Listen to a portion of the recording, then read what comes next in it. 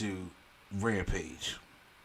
Let me talk about AEW. Oh my god! I thought we was done. Then I forgot about this mess. No, we gotta get it. It was. Trina. I'm gonna get that in a minute, trust me, because that whole thing kind of So Rampage, look, me and Prime did a couple Rampage reviews, and we just said if it was good, we'll review it. If it ain't, it ain't. Rampage has been boring. Mm-hmm. Rampage has had nothing to offer, and that joint went from being like, oh, so this is their Smackdown to this is definitely their main event. When we already got 2 main event type shows on YouTube, and I'm just like, well, finally, if y'all see that we are reviewing this one, it was actually a good Rampage. Because it was Grand Slam Part 2. They were still in the Arthur Ashe Stadium. They recorded this right after they did Dynamite. Mm-hmm. So, they kicked off, let's see, we had Excalibur, Chris Jericho, Tony Schiavone, and Jim Ross, all on commentary. Mm-hmm. And, which, by the way, Chris Jericho, the new Ring of Honor champion. Okay. So I have nothing. They had the no DQ match. Darby Allin taking on the House of Black, Brody King and Buddy Matthews with Julia Hart. It was a decent no disqualification matchup. Sting had a scary fall where he tried to do a splash and went through 2 tables and only went through one and cut his head on the other one. Isn't any Sting fall at this point? Oh, you mean Darby? No, Sting cut himself. Darby cut himself too. When don't Darby cut himself? That's not relevant at this point. You know, I'm gonna say, cause I'm like Sting. You like 68 years old. Sting is 2 days out from a Life Alert necklace. Okay, so he got to chill. 2 days out? No, he's 14 years in to a Life Alert necklace. Okay, like seriously, that man should have been had it. God, if I see him in 5 years in Life Alert commercials, I'm gonna lose it. But you can get Steve Bolden. That's his name. You know what I'm saying? Yeah, with the sunglasses on. So, meanwhile, they actually Sting in the ring. And I'm just getting to this part. They handcuff Sting. Oh, and he's in a chair, and then Buddy Matthews is trying to hit him with something. I was like a pole or something. And Sting is sitting there laughing. And it's like the baseball bat. His baseball bat. So as Buddy Matthews is going to hit Sting, the lights go out. And then when it comes back on, this is for WCW or wrestling fans only. You know who comes out, Lady Sketch? No, don't do this to me. She don't know who it is. She gonna be like, who? Come on. The Great Muta. And you know what I'm saying? No reaction. Okay. I'm about to say that you can't see the face right now, but I was like, what? The Great Muta is here? You know how old he is? But that's not the reaction. I don't. No, but I'm just saying. But I'm like, but first of all, because first of all, you should Thunder Liger still be wrestling. He like 55 years old. And he retired last year, whatever. But yeah, Great Muta and Sting had a rivalry back in 1989 in WCW. Yeah, but Great Muta is. Oh, I used to love the Great Muta. And Great Muta is like on his like retirement tour. He's retiring in February. I know this guy. Oh my gosh! Sorry, I had to Google. Great Muta, the one that started the ramp clothesline. He'll run the whole ramp and then clothesline. Yep. Some good dragon screws, and of course, fuck to Jerry. The Shining Wizard. Yeah, fuck to Jerry. He created the Shining Wizard. Yeah. Wait, who was the one that did the Shining Wizard? Tegan Knox, right? Oh, I hated that. I hated that. Oh, he's about to retire. Yeah, he's on a retirement tour. And he's retiring in February 13th, I think, at the Tokyo Dome. And fuck to Jerry. That's the Miss Man right there. No, okay. Oh god. Oh, his entrance. First of all, oh my god. Oh, you talking about when he had the bomb and the smoke will come out? Yes, and it explode. And like one of his entrances, he'd come out regular. Come out with no gear or whatever, and then the bomb will go off, and then when the bomb, go away, he'd be in his little entrance gear. I always thought that was dope. I don't know how he did it. But, entertaining as fuck. I'm just saying that the Japanese wrestling man was great. And he comes out And then everybody was like, it's the great, Jim Ross also said, it's great Muta, it's great Muta. So, stop, bro. He comes out to the ring, and then he gives Buddy Matthews a dragon screw right there on the leg, and then he spits the green mist right in Buddy Matthews, and he's blind. He can't see. Julia Hart is on the apron. He bumps into Julia Taker. Julia Taker, you call her? Yes. Did you see her entrance? Her entrance, she came out looking like the Undertaker. Yeah. She falls Julia back. Kulia. She falls back. There's a table outside. She falls back and missed that whole table. That's not funny. She hit like a corner of it. The corner came off. Yeah. Can you tell by how I laughed that I didn't Man, her tailbone hit that joint like boop, boop, and then her head went to the rail. Dude, I was like, damn. Like, and then so Sting hit the Scorpion Death Drop, and then him and the Great Muta hug. I was just like, oh man, the times have changed. I'm like, my God, the Great Muta. That was a cool surprise for the diehard wrestling fans out there. Because trust me, if I had watched that with my son, who the great? I would like slapped him. I would just be like, because I retaliation. I'm happy and sad about this. Because I wish Great Muta would have been at the Forbidden Door. Oh, bro, don't be fantasy book. But that's cool. It's cool.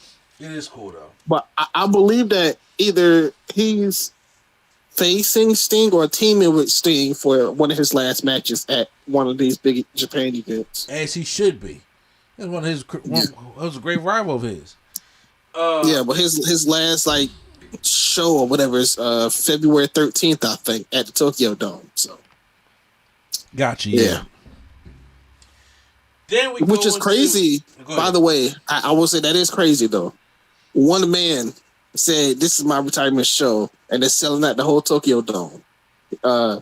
Jushin Liger did it, but his was at Wrestle Kingdom, so his at their WrestleMania. But yeah, exactly. So Wrestle Kingdom was regardless. Muta said, "Nah, I want it by myself. I want the whole dome by myself." So, and they said, "Oh, sure, no problem. Take my money, okay? Yeah, take the money. They need to load that show up, though. I'll tell you that, though. But I mean, it's already sold out, so I mean, yeah. Keep me posted about that show. Next up, we have a tag team matchup of one of two rappers of the night. We have Jericho. We have Angelo Parker and Matt Menard taking on Hook and Action Bronson. I actually saw this match. Here's the thing: Action Bronson actually was. He didn't overstay his welcome. Okay. Yes. He didn't overstay his welcome. He did what he was supposed to do, and everybody said he looked like NXT Bray Wyatt. He did. If you put a Hawaiian shirt on him, I thought he looked like what's the dude named Bull Dempsey? Yes. Oh God, don't disrespect. I still can't get past him sounding like Ghostface. So here's the thing: is Action Bronson the one that you showed me that had that food? The food show, yeah. Yes. So he lost a lot of weight. That's delicious. Yes. Yes. Okay. Are you a fan of Action? From rapping wise, no, I don't care for him. Not that I don't care for him. I just never took the time to listen to his stuff. And what I did hear, I was just like, okay, it's whatever. I think he do Hook's theme song, I believe. Yeah, he does. But like I said, he rapped it down the rant. Yeah. Oh, okay. Yeah. But for somebody who's hip hop culture and beyond, I figure when I hear certain rappers, I'm just like, are you a fan of them? How I know how. I think he's like a regional rapper. What's his region? Or even Queens? Mm-hmm. No, I'm saying I think he's in the state. He's big in the state, but not probably big other places. I know who he is, and he did have a little run there for a while, but it seemed like he was him doing the rap stuff kind of took a back seat to him doing everything else. But is he like a M type rapper where I was like, he goes and loves the culture of hip hop, or is he like a I don't know who you about to say, but he ain't that. He ain't Post Malone or whoever. That's how about to Post Malone. Because I'm thinking he's not that at all. No, I'm not. I don't that's why I said I don't dislike him. Again, I guess I'm probably just indifferent to him. Yeah. I don't make it a point to listen to his stuff, but from what I've heard, he's not bad. I'm like, Okay. But I mean, he did what he did in the ring. That's why I'm just like. Yeah, look. He was mostly doing shoulder tackles. He ran those kind of fast. Almost tipped his head off on the top rope, but he was hitting show tags and hitting little scoop slams on Matt Menard was selling for him. Yeah. But then they both hit red rums and then they tapped out. Yeah, that's why I was like, look, y'all keep it short and quick and concise. These first 4 matches, he was like, "Man, get them out the way." Yes, because Phoenix and Jungle Boy need all the time in the world. They really didn't. Next up, we have another tag team match. Is the TNT champion Wardlow and Samoa Joe taking on Josh Woods and Tony Nese. Yeah, we didn't need this match. We could have skipped it. Did not at all. Did at all. Yeah. And to be honest with you, I hate the Wardlow name. Wardlow? That's what they try to call him. No. I mean, one of the best things in the match is when Josh was trying to go for a moonsault and Samoa Joe just walked out the way. Like, I'm not catching you for this. But that's been Samoa Joe's move for years. But at Wardrobe, that's not. After the matchup, after they win,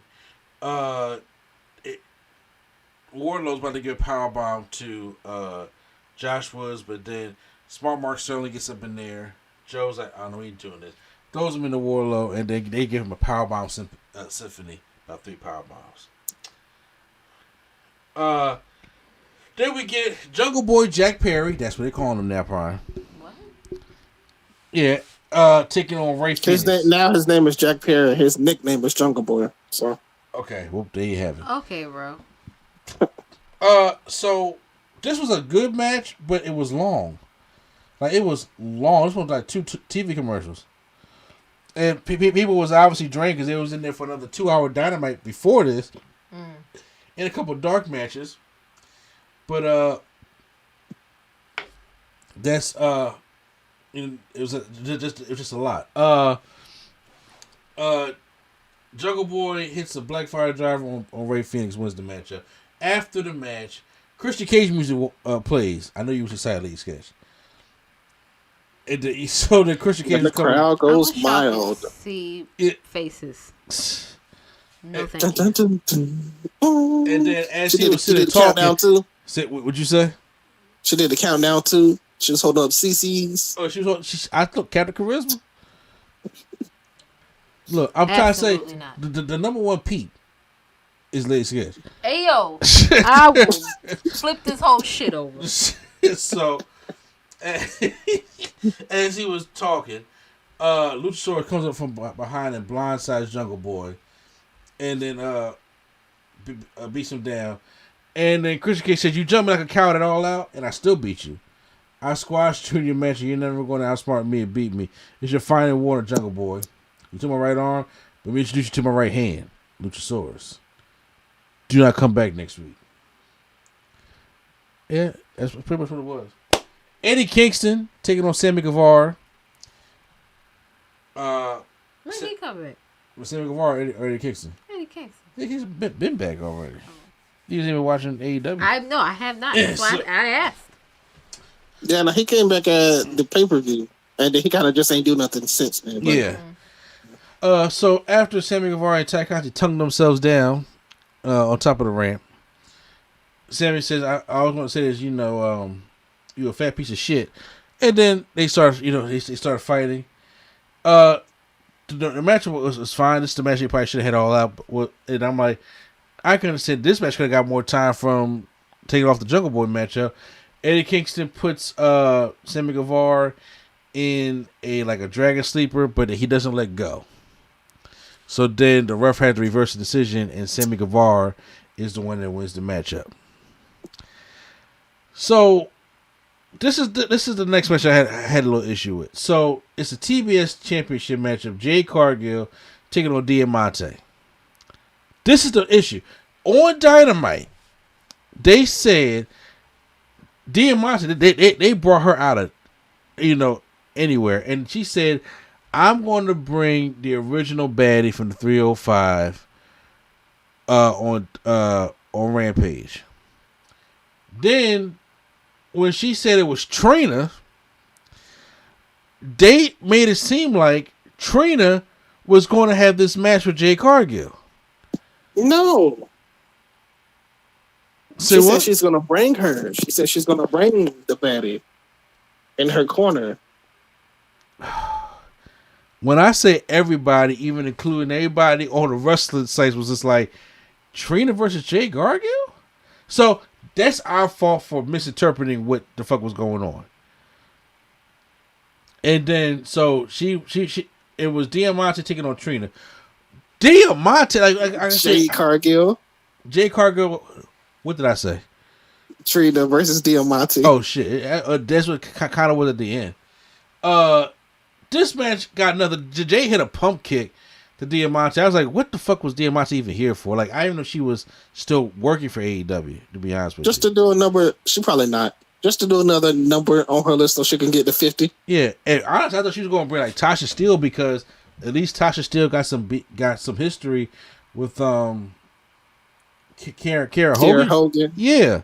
Yeah, but she's not a baddie. Like Trina been calling herself the baddie for like 20 years. Yeah, you're right. Fair enough. And Red Velvet still ain't back yet. I'm like, what the fuck? Now, speaking of baddie, if they want to have the ultimate baddie, they know who to get. But who do you mean by that? Meg Thee Stallion. Well, Meg is over there with Bianca Belair though. So, yeah, until they pay her. Please bring that ass over here. Imagine Jade and Meg and Kiera Hogan in the ring. Just boy, that bitch. So they're gonna come over here, shake that ass over here, leave Bianca, come over here. It probably would be, but after the match, Trina goes in there, and first of all, Trina has no build up whatsoever. She just go in the ring. She grabs Diamante's hair and like that's how you help somebody up, and then like gives her like this terrible slap, and I'm like, weren't you on Love and Hip Hop? I'm pretty sure you know how to slap somebody. And then but she probably was like, I don't know if I hurt this girl or not or whatever. So man, look, it was like people that's not in wrestling don't know how to like give it in, so they just go to bare minimum. But since I'm a wrestling fan, I'm like, I know you can take it. So I'm at least put some stank on it. Yeah, like just a little bit, because that should look weak and just sloppy like a wet handshake. Mm-hmm. And it was just JR's commentary. JR and Chris Jericho was trying to sell the fact that Trina obviously they don't know who she is, so they can't really sell it if you don't know. Oh, Trina. Trina. Because everybody was like, Excalibur sounded like he knew what he was talking about, because he was like, yeah, Trina the baddest, the OG, and then everybody else just like, oh no, Trina. Yeah. Oh, Richard. That's how they were saying. Richard. Oh, come on, Richard. Yeah, that's definitely what happened. Come on, Trina. Move her on. You can obviously tell JR and Jericho did not know who she was. Obviously. Yeah, no. Let me just say it for Excalibur. Golden Slam, Grand Slam, Gold Ticket Battle Royal. Let me tell you why all this shit got on my nerves. One, I was like, damn, it's so late, but this shit is still going on. Two, Anna Page comes out, then all of a sudden, they had battle royals. They had like different suits. They come out for like the casino battle royal. Mm-hmm. These folks just start beating him up, and everybody came out and they started fighting outside the ring. Then when they count him down, they ring the bell, start the match, and everybody gets back in the ring. What? We don't need this shit. It was literally Hangman Page, Roosh, and the locker room. So who was left out at the end? Roosh and Hangman Page. No memorable spots. Get the fuck out. Hangman wins. He gets a title shot. I would have had Roosh win. Really? Yeah. I mean, I guess they want to put Hangman back in the championship picture. She's been dealing with the Dark Order. So I mean, I just feel like even though it's not Hangman's fault, Hangman wasn't involved. He was indirectly involved, which is kind of like why we're just chill on him for a little bit. But that's just me. Well, I care nothing for this, but they had a lights out match. Powerhouse Hobbs taking on Absolute Ricky Starks. This was a good match. This was a fucking brawl. They brought chairs and tables into the ring. Ricky Starks, Powerhouse Hobbs has two chairs in each corner of the ring. Mm. He goes, it gives him like a power slam on one side, Ricky Starks gets out, pushes his head to the other side, gives him a tornado DDT on the mat.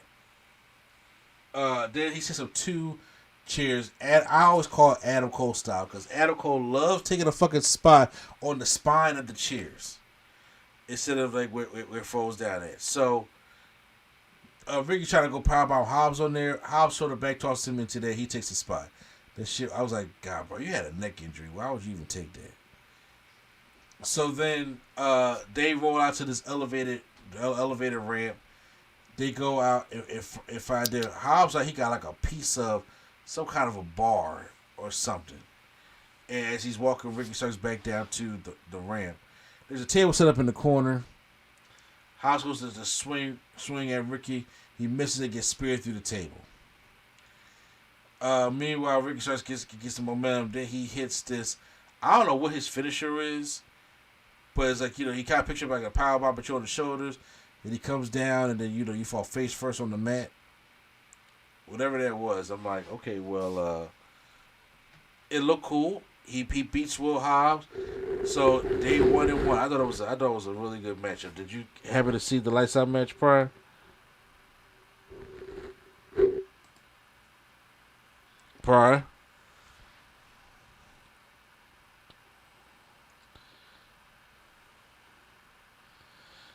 All right, well, maybe he didn't see the lights out match, but yes, Ricky Starks won that one. So that was Rampage. Rampage gets a thumbs up from me, and it was a good show overall. Recommend you guys go check it out. Like I said, there won't be Rampage reviews like this daily, but I'm just saying, but for right now, for what it was, and for being Grandstand Part 2, absolutely. So we had to discuss trainer.